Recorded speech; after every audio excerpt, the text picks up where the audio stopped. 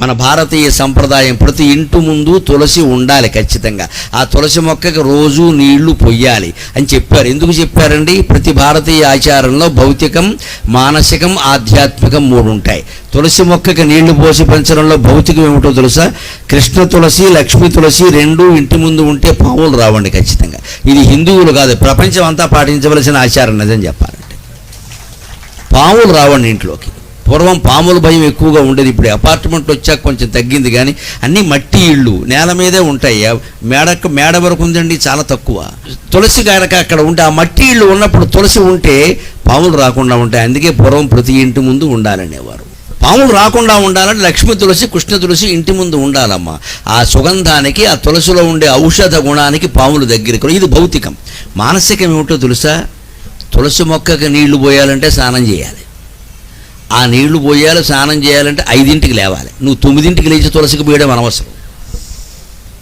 తులసికి ఎప్పుడు పోయాలి? 6 గంటలు 6:30 లోపు నీళ్లు పోసేయాలి. అంటే నువ్వు ముందు స్నానం చేయాలి. మగ ఆడ ఎవరైనా పోయచ్చు, తప్పులేదు. ఆడాళ్ళ డ్యూటీని వదిలేకండి, మగాళ్ళైనా పోయచ్చు, ఎవరైనా పోయచ్చు. దాని ఉద్దేశమే ఇది.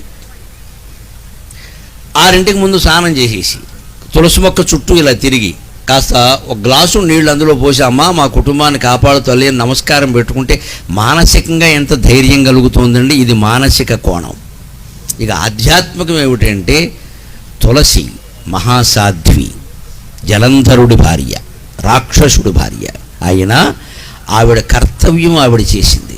ఎవ్వరికి లొంగలేదు. ఎంత సాధ్యం అంటే మహావిష్ణువుకు లొంగలేదు. రాక్షసుడు ఎక్కడ, మహావిష్ణువు ఎక్కడ? మహావిష్ణువు ఆవిడ్ని కోరితే పరీక్ష కోసం లొంగలేదు. నాకు నా భర్త ఎక్కువ, వాడు రాక్షసుడైతే వాడిని నేను మార్చుకుంటా అన్నీ, అంతేగాని వేరే వాడితోనే సంబంధం పెట్టుకునే మనిషిని కాదు అని భారతీయ స్త్రీగా తులసి మాట్లాడిందమ్మా. భారతీయ స్త్రీగా మాట్లాడింది. ఎంత గొప్ప విషయం, ఎంత గొప్ప విషయం. నిజంగా తులసి మొక్క అందుకుండాలండి. అందుకే పతివ్రత అయిన స్త్రీని తులసి మొక్క అంటారమ్మా. భర్త తప్ప మరో ధ్యాస లేని స్త్రీని తులసి మొక్క అంటారు హిందూ సంప్రదాయాలు. ఆవిడ తులసి మొక్క అండి అంటారు. ఆవిడ జోలికెడితే భస్మైపోతాం అంటారు. సీతాదేవి జోలికెళ్ళి రావణాసుడు భస్మం వల్ల. తులసిలో అంత ఉంది ఆధ్యాత్మికం. మన శీలాన్ని కాపాడుతుంది ఆవిడ. దానికి మెచ్చుకునే విష్ణువు వరం ఇచ్చాడు. నీ ఆకులే నాకు పరమ ప్రీతి, నాకు తులసి దళం వేస్తే చాలు, ఇంకేం అక్కల్లా అన్నాడు ఆయన. ఆవిడ శీలానికి మెచ్చుకుని. అంటే మన శీలం బాగుంటే భగవంతుడు మెచ్చుకుంటాడని అర్థమవుతుంది కదా, అది కదా. అందుకని తులసి వనం పెంచేసేసి 1,00,000 తులసాకులు పట్టుకెళ్ళి పూజ చేయమని కాదు ఇక్కడ. నీ ప్రవర్తన కాపాడుకో, తులసి పూజ కాదు కావాల్సింది. ఇది మనం గ్రహించుకోగలగాలి ఖచ్చితంగా.